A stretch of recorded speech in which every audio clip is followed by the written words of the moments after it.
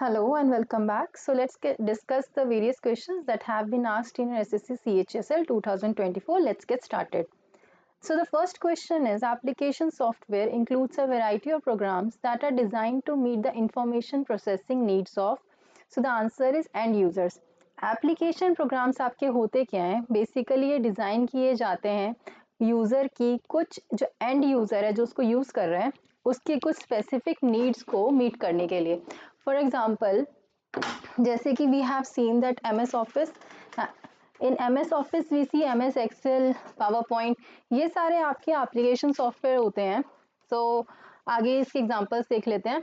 देखो, अगर हम बात करें प्रॉपर डेफिनेशन की तो एप्लीकेशन सॉफ्टवेयर वो प्रोग्राम्स होते हैं या सॉफ्टवेयर होता है जो डिज़ाइन किया जाता है कुछ स्पेसिफिक टास्क को परफॉर्म करने के लिए फॉर द यूजर्स. ये टास्क आपके प्रोडक्टिविटी से लेकर एंटरटेनमेंट, एजुकेशन टू यूटिलिटी सारे के सारे इसमें आ जाता है. सो प्रोडक्टिविटी सॉफ्टवेयर की बात करते हैं. देखो, प्रोडक्टिविटी सॉफ्टवेयर के एग्जांपल्स हैं जैसे एमएस ऑफिस. ऑफिस में आपका वर्ड, एक्सेल, पावर पॉइंट ये सब आ जाता है. Then you have Google Workspace. Google Workspace में आपका गूगल डॉक्स, शीट्स और स्लाइड्स आते हैं. पर्पस क्या है इसका? पर्पस क्या है? ये है आपका, ये हेल्प करता है यूजर्स को डॉक्यूमेंट्स को, स्प्रेडशीट्स को, प्रेजेंटेशंस को और other work related areas basically create करने के लिए. Then second one is database software. Database software में आपका एग्जांपल है माइक्रोसॉफ्ट एक्सेस, माई एसक्यूएल और एकल डेटाबेस. पर्पस क्या है इसका? ये मैनेज करता है डाटा को कैसे, by storing, organising and retrieving it efficiently. Then you have multimedia software. Multimedia software के एग्जांपल्स हैं Adobe Photoshop, VLC media player, video Windows media player. Purpose है ये अलाउ करता है यूजर को क्रिएट करने के लिए, एडिट करने के लिए और ऑडियो वीडियो को प्ले करने के लिए एंड कुछ इमेज फाइल्स के लिए. ठीक है. Then we have web browsers. Web browsers के एग्जांपल्स हैं आपके Google Chrome, Mozilla Firefox, Microsoft Edge. Purpose है ये एनेबल करता है यूजर को to access and navigate the internet. Then you have communication software. Communication software के एग्जांपल्स हैं जैसे जूम हो गया आपका, स्काइप है, माइक्रोसॉफ्ट टीम्स है, व्हाट्सएप है. ये फैसिलिटेट करता है कम्युनिकेशन वाया टेक्स्ट, वॉइस और video. Then you have educational software. बहुत सारे एजुकेशनल सॉफ्टवेयर हैं, जस्ट एग्जांपल्स हैं इसमें डुओलिंगो, खान एकेडमी, मैटलैब, ये सारे एजुकेशनल सॉफ्टवेयर के एग्जांपल्स हैं. पर्पस क्या है? आपके एजुकेशन को, आपके लर्निंग एक्सपीरियंस को एनहांस करना. द पर्पस ये है आपका एजुकेशन सॉफ्टवेयर का पर्पस. देन यूटिलिटी सॉफ्टवेयर के बारे में बात करते हैं. यूटिलिटी सॉफ्टवेयर कौन कौन से होते हैं जैसे WinRAR, CCleaner. Then you have antivirus programs. Purpose क्या है? ये परफॉर्म करता है स्पेसिफिक यूटिलिटी फंक्शंस को जैसे कि फाइल कंप्रेशन, डिस्क क्लीनअप, जो वायरस प्रोटेक्शन है इसको. Then we have some gaming softwares. बहुत सारे होते हैं, PUBG, FIFA, Call of Duty, ये कुछ एग्जांपल्स हैं इसके. ये डिजाइन किए जाते हैं for entertainment through interactive gaming. Alright. Then you have specialize software. कुछ एग्जांपल्स हैं जैसे AutoCAD, engineer design, SAP, enterprise resource planning. Purpose है इसका, ये सर्व करता है स्पेसिफिक इंडस्ट्रीज को और निश रिक्वायरमेंट्स को. ऑलराइट. करेक्टरिस्टिक्स क्या है आपकी एप्लीकेशन सॉफ्टवेयर की? First of all it is user centric. ये यूज़र सेंट्रिक होते हैं, ये डेवलप किए गए होते हैं to meet the specific needs of the user. Interactivity देख लेते हैं इसकी. ये ऑफर करता है आपका GUI, that is graphical user interface for easy interaction. Then third one is characteristics आपकी है प्लेटफॉर्म स्पेसिफिक या फिर हम कह सकते हैं क्रॉस प्लेटफॉर्म. तो कुछ एप्लीकेशंस होती हैं जो बिल्ड होती हैं कुछ स्पेसिफिक ऑपरेटिंग सिस्टम्स के लिए और कुछ ऐसी होती हैं जो मल्टीपल प्लेटफॉर्म्स पे भी चल जाती हैं. ऑलराइट. सो ये आपके प्लेटफॉर्म स्पेसिफिक होते हैं और cross platform. Then you have customizable. कुछ many application allows user specific modification for better utility. So this is it. Then we have average function is listed in the drop down menu of which of the following tools. जो आपका average function होता है वो आपका कौन से tool drop down menu में होता है? तो ये ऑटो सम फंक्शन में. यहाँ पर आगे देखते हैं हम. आप स्प्रेडशीट खोलोगे, अपनी एक्सेल खोलोगे, फॉर्मूलाज पे जाओगे, ऑटो सम पे जाओगे, then you can see AutoSum में आपका एवरेज फंक्शन दिया हुआ है, ठीक है। Third question is in spreadsheet page orientation is change through, जो पेज की ओरिएंटेशन है वो किस तरीके से आप चेंज कर सकते हो, तो पेज सेटअप डायलॉग बॉक्स के थ्रू आप स्प्रेडशीट में पेज ओरिएंटेशन को चेंज कर सकते हो। यू कैन सी यहाँ पर आपका पेज सेटअप है, राइट, उसमें आप नीचे देखो, ये आपकी जैसे ओरिएंटेशन है पोर्ट्रेट और लैंडस्केप, ये आप वहां पर जाके चेंज कर सकते हो। ऑलराइट, आगे चलते हैं। The default width of column in MS Excel is, MS Excel में जो कॉलम की डिफॉल्ट विथ होती है वो होती है 8 कैरेक्टर्स की, ठीक है। लेकिन अगर हम वैसे देखें तो डिफॉल्ट विथ कॉलम की होती है 8.43 कैरेक्टर्स, जो कि अगर हम सिर्फ इसको राउंड ऑफ करके लेते हैं तो 8 कैरेक्टर्स ले लेते हैं, अदरवाइज अगर 8.43 कैरेक्टर्स भी दे रखा होगा तो भी वो सही है। एंड ये क्या रिप्रेजेंट करता है, number of characters of default font that can fit into the column. जो नंबर ऑफ कैरेक्टर्स एक पर्टिकुलर डिफॉल्ट फॉन्ट के कितने फिट हो सकते हैं उस कॉलम में, तो ये है 8 कैरेक्टर्स, ठीक है। डिफॉल्ट फॉन्ट कौन सा होता है, कैलिबरी, और डिफॉल्ट साइज क्या है, 11 पॉइंट्स, ये याद रखना इंपॉर्टेंट है, कैलिबरी और 11 पॉइंट्स। आगे चलते हैं। We can add a table in MS Word document from which of the following tabs, हम टेबल MS Word में डॉक्यूमेंट में कहाँ से ऐड करते हैं, इंसर्ट टैब से। तो ये देखो आगे, ये मैंने MS Word खोला हुआ है, आप इंसर्ट पे गए, इंसर्ट पे क्लिक किया, यहाँ पर टेबल का ऑप्शन आता है, टेबल पे क्लिक करा, यहाँ पर माउस का कर्सर आप प्रेस करोगे, माउस बटन, और जितना भी टेबल आपको बनानी है वो ड्रैग करके उतनी टेबल बना दोगे, पहला ऑप्शन। अगर ऐसे नहीं बनाना तो यहाँ से नीचे से इंसर्ट टेबल पे चले जाओ, उससे भी नहीं बनाना तो नीचे जाओ ड्रॉ टेबल पे, ठीक है। तो इस तरीके से आपकी टेबल बन जाएगी। आगे चलते हैं। Symmetric encryption is also known as, symmetric encryption आपकी कन्वेंशनल एनक्रिप्शन भी आप बोलते हो सिमेट्रिक एनक्रिप्शन को। तो एनक्रिप्शन होता है क्या है बेसिकली, ये थोड़ा सा हम डिटेल में डिस्कस करते हैं। देखो, अगर कोई ऐसा मैसेज है जो मुझे अपने एंड यूजर तक पहुंचाना है, और वो मैं चाहती हूँ उसकी प्राइवेसी इतनी मेंटेन हो कि या तो मैं उसको समझ पाऊँ या जो एंड यूजर है उसको समझ पाए, जो बीच में थर्ड पर्सन है वो उसको पढ़ भी ना पाए और समझ भी ना पाए, तो इसीलिए ऐसे मैसेज को मैं क्या करती हूँ, एनक्रिप्ट कर देती हूँ। एनक्रिप्ट मतलब उस मैसेज को एक ऐसी फॉर्म में बदलना जो कि सिर्फ आपका एंड यूजर ही उसको अपनी ओरिजिनल फॉर्म में लेके आ पाए, जो थर्ड पर्सन है, बीच का पर्सन है, वो उसे रीड ना कर पाए, ठीक है। सो प्लेन टेक्स्ट जो होता है, अगर मैं बोलूँ जो मेरा ओरिजिनल मैसेज है वो होता है मेरा प्लेन टेक्स्ट, और जब मैं उसके ऊपर वो उसको एक ऐसी फॉर्म में बदल देती हूँ जो जो हम पढ़ तो पाए लेकिन हम उसे समझ ना पाए, तो उसे हम बोलते हैं साइफर टेक्स्ट, ठीक है। और इसी प्रोसेस को, प्लेन टेक्स्ट को जब मैं साइफर में बदलती हूँ तो ये प्रोसेस होता है मेरा क्रिप्टोग्राफी। ऑलराइट, तो अगर if we understand it from diagram, तो जैसे कि ये है आपका प्लेन टेक्स्ट, आगे गया ये आपका एनक्रिप्शन एल्गोरिथम में गया। एनक्रिप्शन एल्गोरिथम में आपके पास एक की होती है, ठीक है। जब भी हम कोई मैसेज भेजते हैं तो एनक्रिप्शन एल्गोरिथम में हमारे पास एक की रहती है। की का क्या काम होता है, इसमें ताला मारना, ठीक है।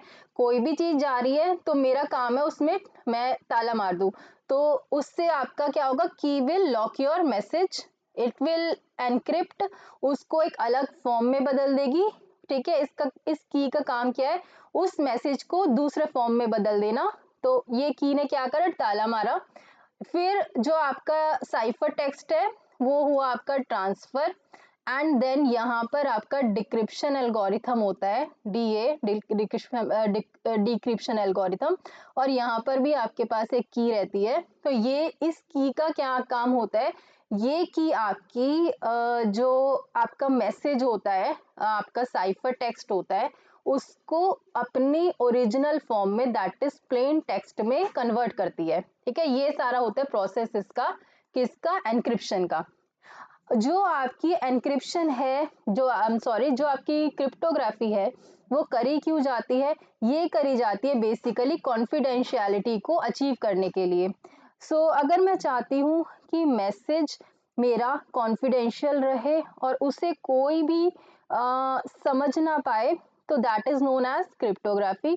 हम एन्क्रिप्शन एल्गोरिथम है, मैं अपने मैसेज को एक की से लॉक कर देती हूँ और वो बन जाता है साइफर टेक्स्ट। फिर डिक्रिप्शन एल्गोरिथम में की से ही उस मैसेज को अनलॉक या डिक्रिप्ट करती हूँ। तो ठीक है, अब इसके भी हमारे पास दो मेथड्स होते हैं। देखो, सबसे पहले अगर आपसे पूछें कि आपका जो ये एन्क्रिप्शन है, जो क्रिप्टोग्राफी है, वो किसने स्टार्ट करी थी, तो सबसे पहले आपकी क्रिप्टोग्राफी स्टार्ट करी थी साइफर ने, सीजर ने। ठीक है, जूलियस सीजर जो था आपका। तो क्रिप्टोग्राफी स्टार्ट हुई थी सीजर के टाइम पे, जो कि रोम का राजा था आपका। जब वो दूसरे राजा से बात करता था ना, तो वो ऐसे करता था कि कोई और उस मैसेज को रीड या डिकोड ना कर पाए। तो ये था प्रोसेस। अब अगर हम बात करें, तो क्रिप्टोग्राफी में ना बेसिकली दो चीजें होती हैं। कौन कौन सी? पहली होती है सिमेट्रिक और दूसरा होता है एसिमेट्रिक। सिमेट्रिक एन्क्रिप्शन में क्या, सिमेट्रिक एन्क्रिप्शन में हमारा क्या रहता है, इसमें सेम की यूज होती है एन्क्रिप्शन और डिक्रिप्शन के लिए। एन्क्रिप्शन और डिक्रिप्शन के लिए सेम की यूज होना मतलब जैसे जिस की से हमने लॉक किया है अपने मैसेज को, उसी की से हम अपने मैसेज को अनलॉक भी करते हैं। ठीक है, तो that is known as symmetric. And another one is asymmetric. Asymmetric में हम डिफरेंट कीज का यूज करेंगे। मतलब अगर हमने एक की से लॉक किया है, तो दूसरी की से हम अनलॉक करेंगे। सिमेट्रिक और एसिमेट्रिक में इतना फर्क है कि इसमें सेम की यूज होती है लॉक और अनलॉक के लिए, और एसिमेट्रिक में हमारी डिफरेंट कीज यूज होती हैं लॉकिंग और अनलॉकिंग के लिए।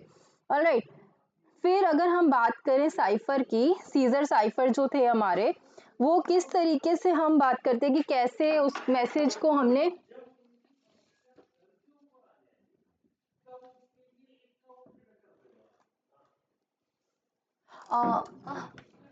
जैसे सीजर साइफर हैं आपके, तो इसमें क्या हुआ कि पहला जो प्लेन टेक्स्ट है, सीजर साइफर ने क्या करा था, जो आपका प्लेन टेक्स्ट है, जो बेसिकली लेटर्स होते हैं, वो रिप्लेस हुए अदर लेटर्स और अदर सिंबल से। सबसे पहली बार ये किसके द्वारा यूज हुआ था? ये जूलियस सीजर के द्वारा ये यूज हुआ था। इसमें जो प्लेन टेक्स्ट है, जो आपका बेसिकली लेटर हैं या फिर अल्फाबेट हैं, वो आपके 3 प्लेसेस फर्दर डाउन शिफ्ट हो जाते हैं एंड वो उसमें कन्वर्ट हो जाता है। ठीक है, 3 प्लेसेस आपके आगे शिफ्ट होते हैं और उसमें कन्वर्ट हो जाते हैं। Just a minute. ये कैसे होता है, ये प्रोसेस कैसा होता है basically?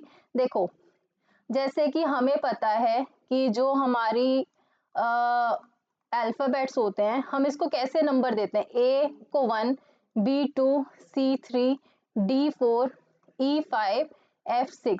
Total number of alphabets कितने हमारे पास इंग्लिश में? 26 हैं, दैट इज 26। तो अगर हम चेंज करना चाहते हैं, अगर हम आपके सीजर साइफर मॉडल को यूज करते हैं, तो जैसे कि अगर मैं लिखती हूँ एप्पल, तो इस एप्पल को मैं चेंज कैसे कर रही हूँ? इस एप्पल को मैं चेंज कर रही हूँ, ए का मतलब क्या है? 1। 1 मेरा 3 प्लेसेस फर्दर शिफ्ट हो जाएगा, तो 2, 3, 4, ए की जगह आपका 4 आ जाएगा। तो जो फोर्थ प्लेस पे आपका अल्फाबेट है, दैट इज डी, वो आ जाएगा यहाँ पर। ऐसे ही पी, तो पी की जगह पे क्या आ जाएगा? Q, R, S. तो यहाँ पर 3 प्लेसेस शिफ्ट हुआ, एस आया, यहाँ पर एस आया। एल की जगह क्या आएगा? एम, एन, ओ। ई की जगह क्या आएगा? एफ, जी, एच। तो ये होता है आपका साइफर टेक्स्ट, और वो भी साइफर टेक्स्ट कौन से वाला? सीजर मेथड से। ठीक है, अब आपका अगर एल्गोरिथम पूछा जाए आपसे, तो मैं यहाँ पर लिख देती हूँ कि कौन सा एल्गोरिथम यूज होता है। तो जैसे कि हम प्लेन टेक्स्ट को पी से रेफर करते हैं। प्लेन टेक्स्ट को किससे रेफर करोगे आप? P से, और जो आपका अल्फाबेट है, जो साइफर टेक्स्ट है, उसको हम करते हैं C से रेफर। ठीक है, अब C जो है आपका, C that is cipher text, उसका फॉर्मूला क्या होता है, हम कैसे निकालते हैं, अगर हमें एनक्रिप्शन करनी है ना उसकी, तो C is equal to E T comma K। So आगे आएगा mod 26, mod 26 that is mod 26। हम क्यों लिखते हैं मॉड 26? इसलिए लिखते हैं क्योंकि अल्फाबेट जो है वो हमारे 26 होते हैं। सो P is your plain text and K is your की।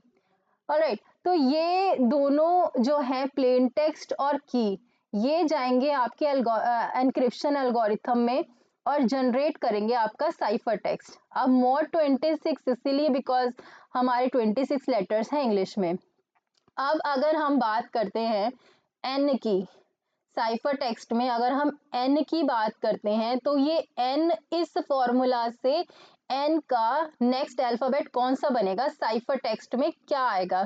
तो अगर हम एन की बात करते हैं तो हमने फॉर्मूला क्या लगाया एनक्रिप्शन में, C is equal to P plus K mod 26।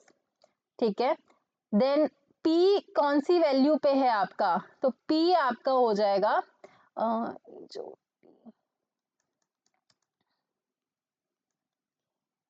Just a minute, okay, so P आपका हो जाएगा आई गेस 14th प्लेस पे आता है आपका P। ठीक है, करके देख लेते हैं।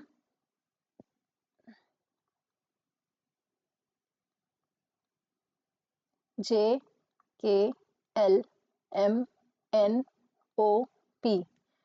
10 11 12 13 14 15 16। तो बेसिकली आपका जो P है वो आता है आपका 16th पे। ठीक है, तो अगर लेकिन हम बात कर रहे हैं किसकी, N की। ऑलराइट, तो N आपका किस पे आता है, N आपका आता है 14th पे। तो हमें निकालना है N के लिए। ठीक है, N के लिए हमें साइफर टेक्स्ट निकालना है, तो ये आ जाएगा आपका C is equal to 14 plus, अब ये जो की है जिससे हमने उसको लॉक किया है, वो की बोलती है कि आपका जो अल्फाबेट है उसको आप 3 प्लेसेस फर्दर शिफ्ट कर दो। दैट मीन्स 14 प्लस 3 मॉड 26 करो।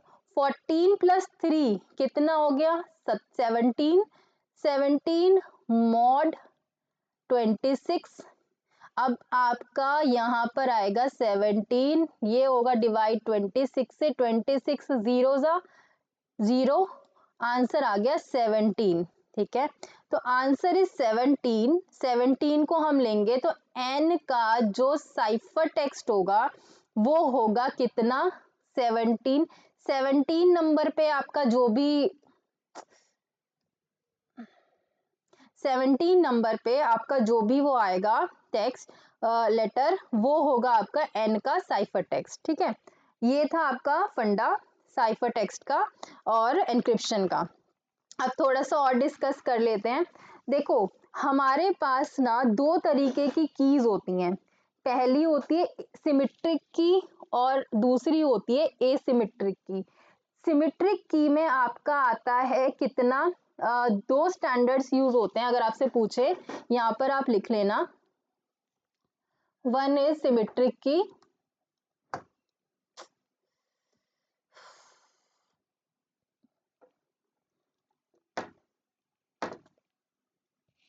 ओके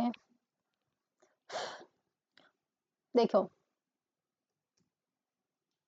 वन इज सिमेट्रिक की एंड दूसरा आता है आपका एसिमेट्रिक। जो आपका सिमेट्रिक की है इसमें दो स्टैंडर्ड्स यूज होते हैं, कौन कौन से, एक होता है आपका DES और दूसरा आपका स्टैंडर्ड यूज होता है इसमें AES। जो आपका DES है उसको हम बोलते हैं डेटा एनक्रिप्शन स्टैंडर्ड, और दूसरा है आपका AES, इसको बोलते हैं एडवांस्ड एनक्रिप्शन स्टैंडर्ड। ठीक है, ये आपको समझ आया। अब जो आपका DES है, ठीक है, वो होता है आपका 56 बिट्स का। अगर पूछे तो DES कितने बिट्स का है, 56 बिट्स का। Then you have 3DES, 3DES है आपका 192 बिट्स का। और AES है आपका 128 बिट का भी हो सकता है, 192 बिट्स का भी हो सकता है, और 256 बिट्स का भी हो सकता है। अब DES में आपकी 56 बिट की यूज होती है, ठीक है।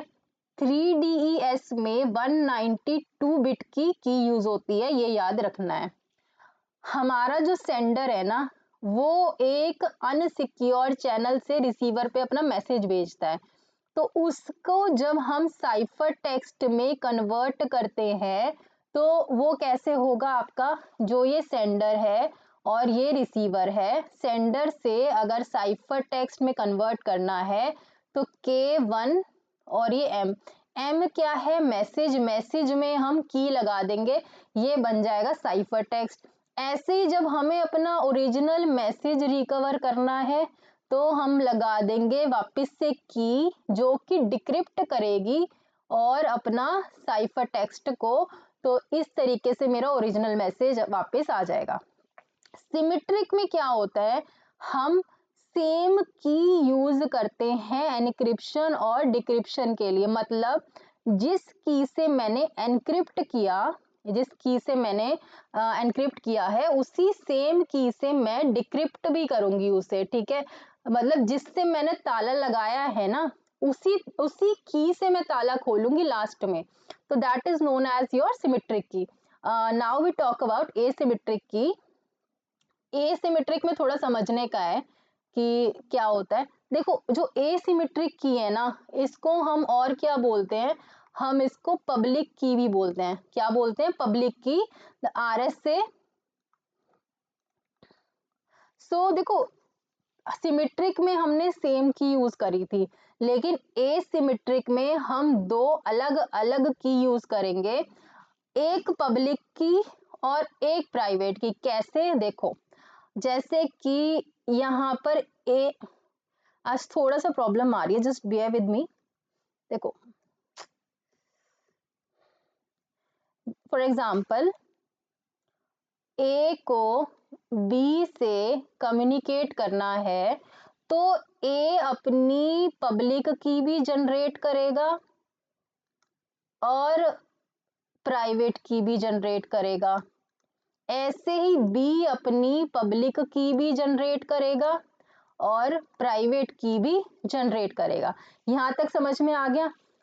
ए की पब्लिक की ए को पता होगी और बी को भी पता होगी, लेकिन ए की प्राइवेट की सिर्फ और सिर्फ ए को ही पता होगी और किसी को पता नहीं होगी, बी को भी नहीं। सिमिलरली जो बी की पब्लिक की है वो बी को तो पता होगी, लेकिन साथ साथ ए को भी पता होगी, लेकिन बी की प्राइवेट की सिर्फ और सिर्फ बी को ही पता होगी, ए को नहीं पता होगी। यहां तक समझ में आया। अब देखो, अगर कोई मैसेज मैं ए की पब्लिक की से एनक्रिप्ट करती हूँ तो वो ए की प्राइवेट की से ही डिक्रिप्ट होगा, ठीक है। कोई भी अगर मैसेज मैं ए की पब्लिक की से डिक्रिप्ट एनक्रिप्ट करती हूँ तो उसको डिक्रिप्ट करने के लिए मुझे ए की प्राइवेट की चाहिए होगी। यहां तक समझ में आया। अगर मैं कोई मैसेज ए की प्राइवेट की से एनक्रिप्ट करती हूँ तो बी को ए की प्राइवेट की पता होनी चाहिए उसको डिक्रिप्ट करने के लिए, जो कि आपको पता है कि सिर्फ ए की प्राइवेट की ए के पास ही होगी, बी के पास नहीं होगी। तो बी जो है वो उसको डिक्रिप्ट नहीं कर पाएगा और इन टोटल होगा क्या कि ये प्रोसेस फेल हो जाएगा, ठीक है। अब हम डिस्कस करते हैं, तीन केस बनते हैं। देखो, अगर सी को, देखो फर्स्ट सी और डी है, जैसे सी को कम्युनिकेट करना है डी के साथ, if C wants to communicate with D, if C wants to send message to D. पहला केस बनेगा कि सी ने मैसेज को एनक्रिप्ट किया अपनी पब्लिक की से और भेज दिया, ठीक है। सी ने एनक्रिप्ट किया पब्लिक की से और भेज दिया। ऐसे में डिक्रिप्ट करने के लिए डी को सी की प्राइवेट की जरूरत पड़ेगी, ठीक है, जो कि पॉसिबल नहीं है। पहला केस हमारा वहीं की वहीं कैंसिल हो जाता है। ऐसे ही जो सी है, अगर सी ने अपने मैसेज को प्राइवेट की से एनक्रिप्ट कर दिया तो डी को सी की प्राइवेट की नहीं पता, तो वो डिक्रिप्ट नहीं कर पाएगा। दूसरा केस भी गया, ठीक है। तीसरा केस भी हमारा ऐसे ही बनेगा। अब चौथा केस हमारा मैसेज पॉसिबल कब हो पाएगा, हम सी से डी तक अपने मैसेज को पहुंचाएंगे कैसे? देखो, वो तब पॉसिबल है जब सी ना, अगर कोई मैसेज भेजना चाहता है डी को, तो जो मैसेज है उसको डी जो सी है वो डी की पब्लिक की से एनक्रिप्ट करेगा। कैसे करेगा? जो सी जब मैसेज को भेजेगा वो डी की पब्लिक की से एनक्रिप्ट करेगा और डी उसे डिक्रिप्ट करेगा अपनी प्राइवेट की से, ठीक है। तो ये केस होता है आपका, तब जाके कम्युनिकेशन आपकी पॉसिबल हो पाती है। यहाँ तक समझ में आया? अगर हम रियल लाइफ की बात करें तो हम यूज करते हैं RSA algorithm. RSA algorithm we use in real life. चलो अब आगे चलते हैं। यहाँ पर कुछ थ्योरी है उसको देख लेते हैं।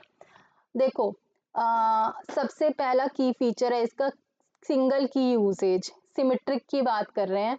सेम सीक्रेट की जो होती है ये दोनों यूजर एंड यूजर्स जो होते हैं आपके, उनके बीच में शेयर होती है, बेसिकली सेंडर और रिसीवर में। Keeping the key secure is critical. दूसरा है आपका फास्ट एंड एफिशिएंट। ये आपका लेस कंप्यूटेशनल पावर रिक्वायर करता है as compare to asymmetric encryption. ये सूटेबल रहता है आपका लार्ज अमाउंट ऑफ डाटा को एनक्रिप्ट करने के लिए, ठीक है। एग्जाम्पल हैं आपके एल्गोरिथम्स के। देखो, आपके जो सिमेट्रिक एल्गोरिथम है बेसिकली, उसके एग्जाम्पल्स क्या है? AES पहला है, that is advanced encryption standard. ये हाईली सिक्योर होता है और कॉमनली यूज्ड होता है। दूसरा है आपका DES, that is data encryption standard. ये ओल्डर और लेस सिक्योर है, जो कि AES के द्वारा रिप्लेस हो चुका है। फिर आता है आपका 3DES, जिसको हम ट्रिपल DES भी बोलते हैं। ये आपका DES का एक्सटेंशन है, ज्यादा सिक्योर है, but it is slower. We have RC4। RC4 क्या है आपका? Reverse cipher 4। ये एक स्ट्रीम साइफर है, लेस कॉमन है ड्यू टू वल्नरेबिलिटीज। फिफ्थ है आपका ब्लोफिश एंड टोफिश। ब्लोफिश और टोफिश जो है आपका फ्लेक्सिबल है और फास्ट ब्लॉक साइफर है। How does it work? Encryption कैसे काम करता है? प्लेन टेक्स्ट में जब हम की लगा देते हैं तो एनक्रिप्टेड साइफर टेक्स्ट बन जाता है।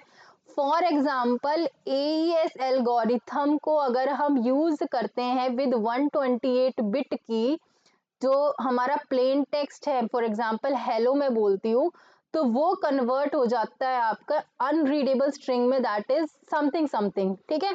तो ये होती है एनक्रिप्शन।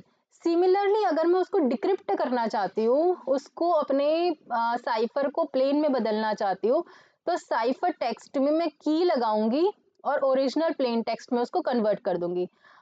फर्क क्या है इसमें सिमेट्रिक में कि आपको आपका जो की है वो सेम होता है, ठीक है। मतलब अगर जिससे मेरी एनक्रिप्शन हुई उसी की से मैं डिक्रिप्ट भी करूंगी, मतलब जिससे मैंने ताला लगाया उसी से ताला खोलूंगी मैं, सेम की यूज हो रही है मेरी। यहाँ तक समझ आया? आगे चलते हैं।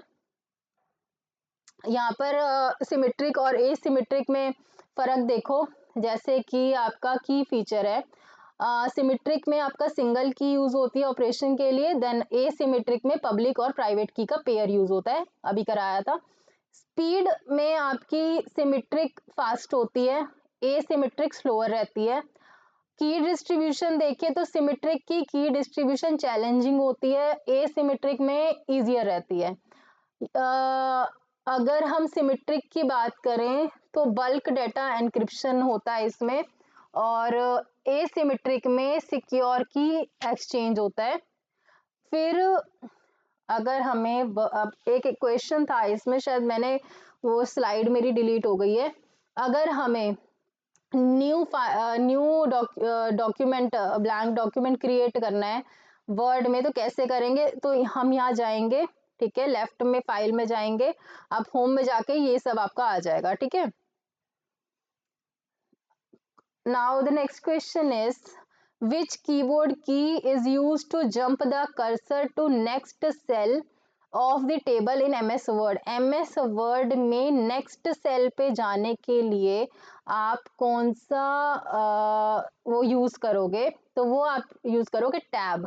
टैब पे क्लिक करोगे ना तो आप नेक्स्ट सेल में, टेबल में नेक्स्ट सेल में जंप कर जाओगे। Question is, what function does the public key serve in digital signature verification?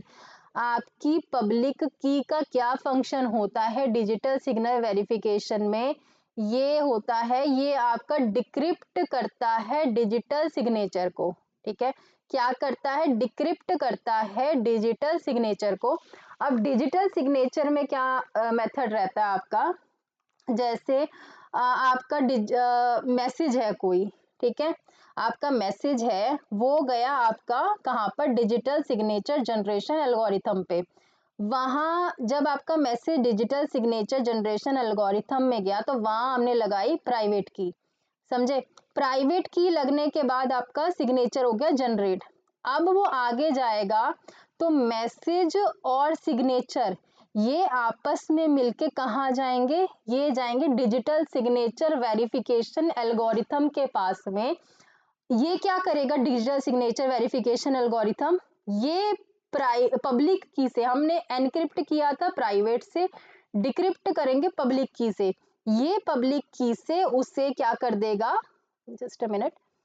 ये पब्लिक की से उसको डिक्रिप्ट कर देगा और वो चेक करेगा कि भाई जो आपका डॉक्यूमेंट आया है साइन के साथ वो वैलिड है भी या नहीं, ठीक है। एक बार वो चेक कर लेगा कि वैलिड है तो आपका आगे प्रोसेस फर्दर आगे वो हो जाएगा, और अगर वैलिड नहीं होगा तो वहीं की वहीं उसको डिस्कार्ड कर दिया जाएगा, ठीक है। ये प्रोसेस है आपका डिजिटल सिग्नेचर का। ये नीचे देखो, डिजिटल सिग्नेचर आपका एक क्रिप्टोग्राफिक टेक्निक है that is used to ensure authenticity, integrity and non repudiation of digital message और डॉक्यूमेंट।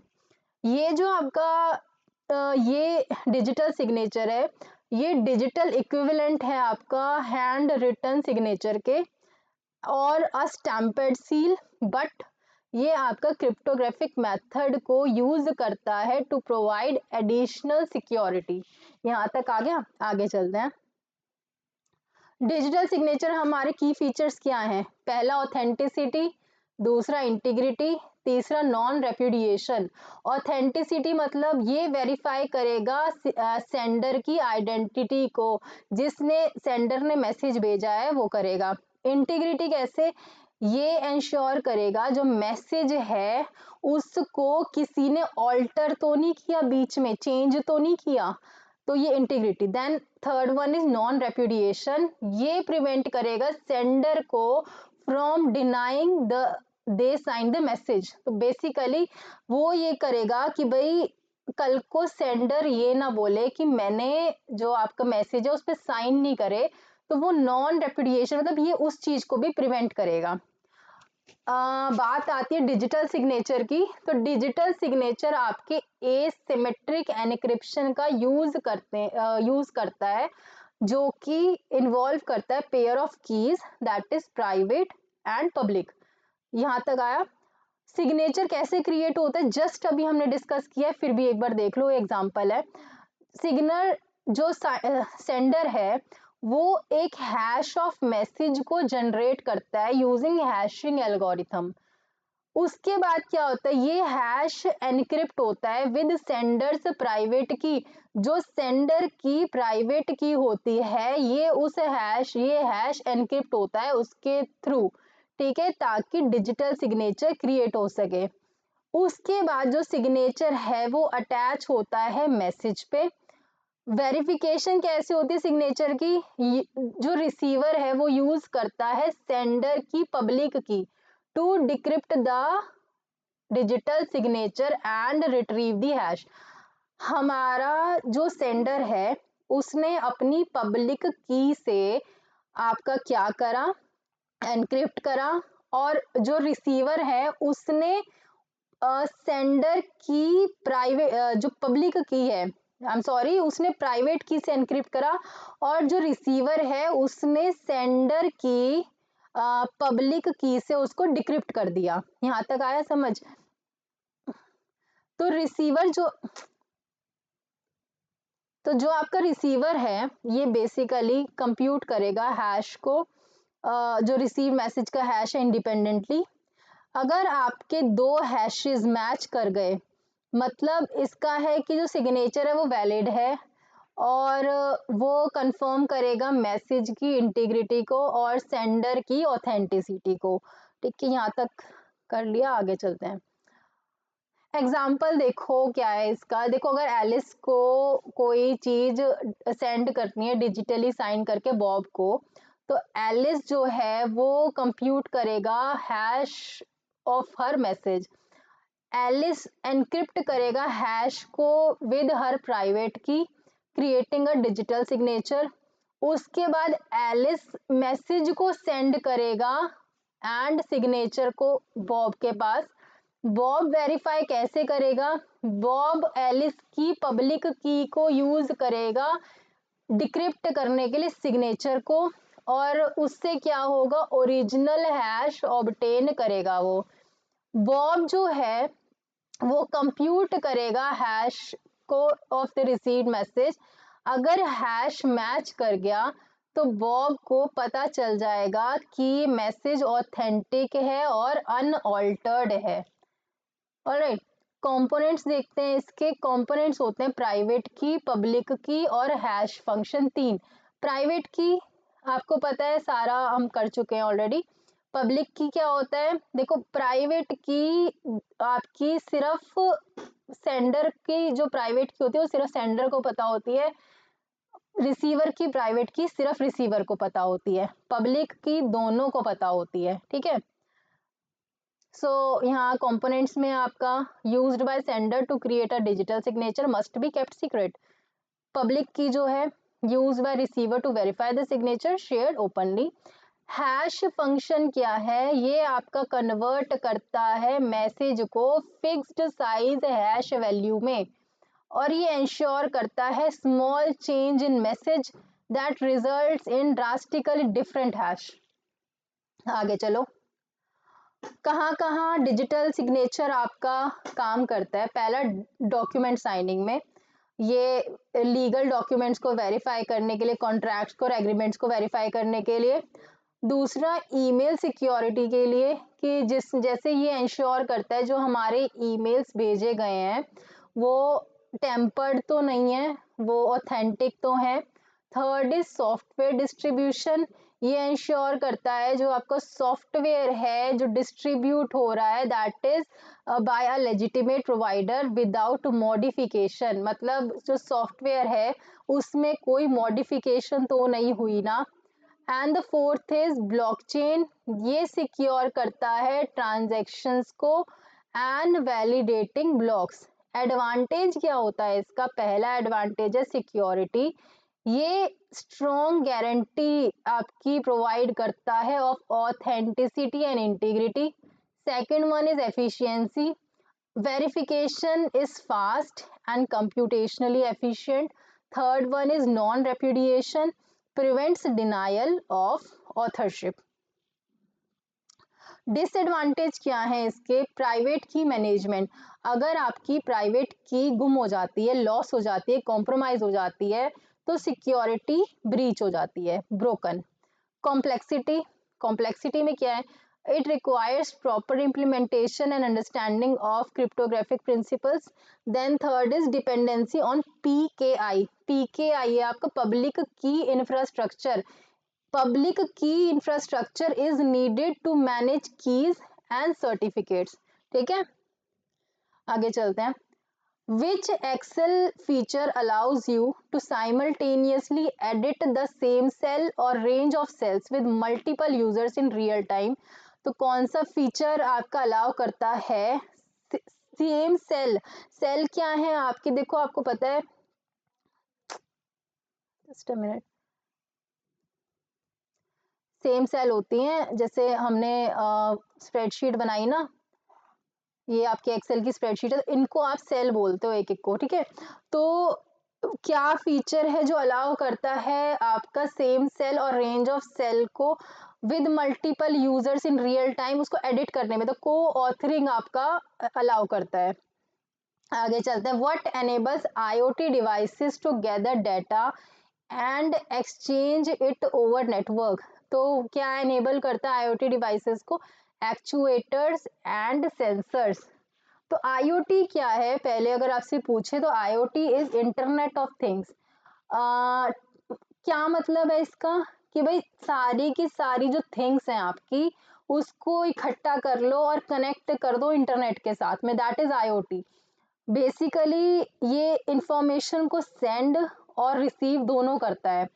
इसमें जैसे थिंग्स क्या है, इसमें थिंग्स है, इसमें वो कंपोनेंट्स, जैसे आजकल आपको पता है आईओटी कहाँ कहाँ यूज हो रहा है। देखो, अब मैंने कोई स्मार्ट वॉच पहनी है, स्मार्ट वॉच है, तो उसमें क्या होगा कि या फिर आजकल बैंड्स आने लग गए हैं जो आपकी हार्ट बीट को मॉनिटर करते हैं, है ना? तो एक्चुएटर्स और सेंसर्स का मतलब क्या है, मैंने एक स्मार्ट वॉच पहनी जो कि जिसमें सेंसर्स लगे हैं, ठीक है? वो सेंसर सेंस करेंगे मेरी पल्स को, जैसे ही मेरी पल्स सेंस कर दी सेंसर्स ने, वो जाके मेरी हार्ट बीट, मेरे नंबर ऑफ स्टेप्स, मेरी और चीजें सारी बता देंगे, है ना? तो ऐसे ही सारे के सारे जो डिवाइसेस है ना, ये आपस में ही कनेक्टेड होते हैं। वो कैसे, पहले तो सिर्फ कुछ चीजें इंटरनेट से कनेक्टेड थी, अब हमारे सारे डिवाइसेस भी इंटरनेट से कनेक्टेड है। अब जैसे कि आप एग्जांपल ले लो, आपका एसी है ना? एसी में सेंसर्स लगे हैं, जैसे एसी को पता चलता है टेम्परेचर एक फर्दर पॉइंट से ज्यादा बढ़ गया या कम हो गया, वो ऑटोमेटिकली ऑफ हो जाता है। दूसरा केस क्या है, ये देखो, हमारा जो एसी है वो इंटरनेट से कनेक्टेड है, ठीक है? अगर हमें अगर हम एसी को बंद करना भूल गए, तो क्या होगा कि भाई मैं अगर एसी बंद करना भूल गई और मैं बाहर गई हूँ कहीं, तो मैं वहां से इंटरनेट के थ्रू ही अपने एसी को बंद कर सकती हूँ। तो ऐसे जो हमारा बेसिकली जो आपके ये डिवाइसेस हैं, ये भी आपस में क्या होते हैं, कम्युनिकेट करते हैं। तो that is known as basically IoT, ठीक है? आगे चलते हैं, which of the following is maximum file size? जो मैक्सिमम फाइल साइज है जो आप जीमेल पे अटैच कर सकते हो, वो होता है आपका 25 MB का। ये सेम क्वेश्चन है। In Microsoft Word, which option allows you to exclude specific sections or types of data from spelling and grammar check? तो आपकी exclusion dictionary है, वो allow करता है आपको, ठीक है? Which key can be pressed to initiate slide show in MS PowerPoint?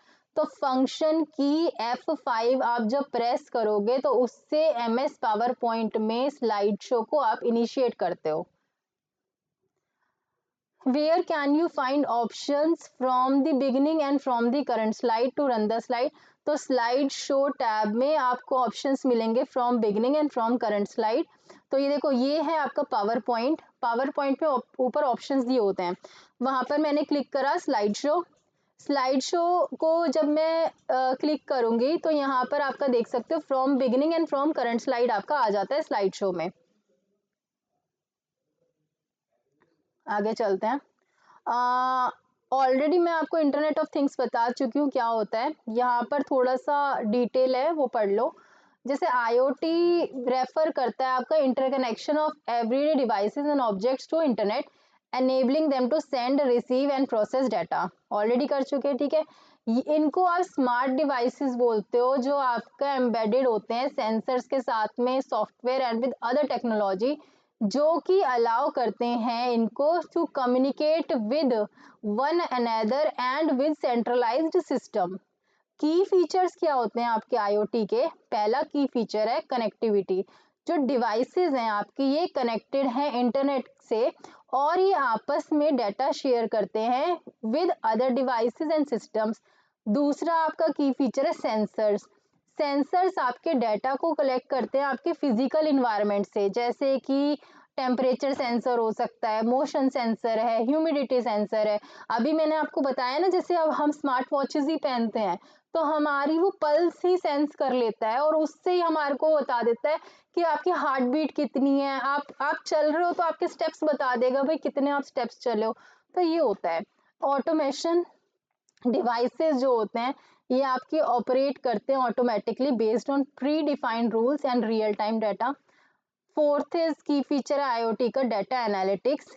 Insights are derive from data collected by IoT devices. Interoperability. Interoperability में क्या है, जो IoT सिस्टम्स हैं ये आपके इंटीग्रेट करते हैं वेरियस टाइप ऑफ डिवाइसेस और प्लेटफॉर्म्स के साथ में। एप्लीकेशन अगर हम बात करें IoT की, IoT कहाँ कहाँ एप्लीकेबल है? पहला है स्मार्ट होम्स में।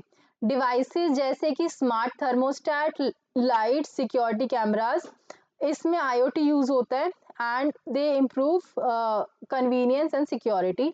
हेल्थ केयर में IoT का यूज होता है। Then we have agriculture, transportation, manufacturing, retail और सिटीज, इसमें IoT आपके यूज होते हैं। फिर आपका how can you insert a blank row at top of worksheet. अगर वर्कशीट के टॉप में आपको ब्लैंक रो लगानी है तो आपको क्या करना पड़ेगा, माउस को ड्रैग करना पड़ेगा on the row border to select the row and click insert in the cell. फिर process of merging data from data sources into main document in a word processing. अगर आपको मर्ज करना है डाटा को data source के साथ into main document तो आपको क्या ऑप्शन यूज करना है, that is mail merge. So this is it for today and take care. Next part में आज या कल लेके आती हूँ आपके लिए। Okay, take care.